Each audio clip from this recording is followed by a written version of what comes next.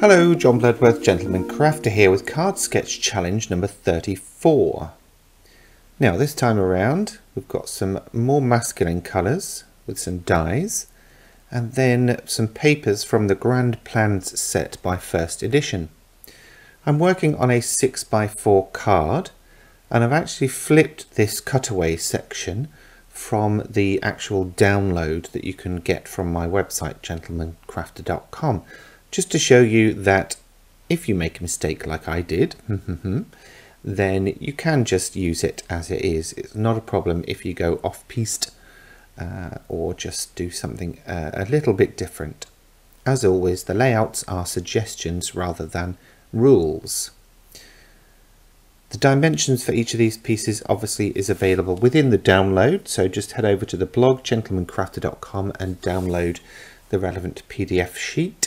It's available in UK A4 and US letter sizes. So we're just gluing those on with Pinflair bookbinding glue.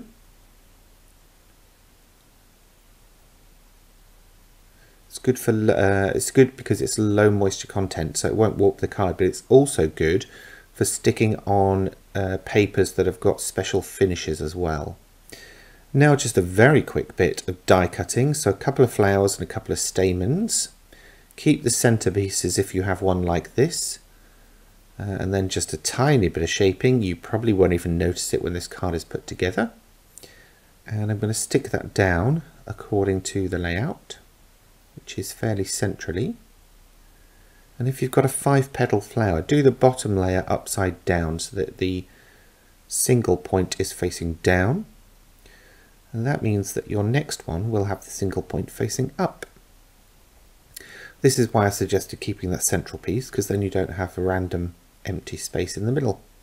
It might work for your design. The only way you'll know is to try. So there's the top layer of the flower going on, and then finally I will add the little stamen pieces, just for a bit of fun. So it's a little more, what shall we say, conservative colour-wise here. I don't know whether it is really or not. But it's not basically pink frou-frou, I think is what I'm trying to say. Anyway, I hope you like it and will have a go yourself. I look forward to seeing what you make in the Facebook group.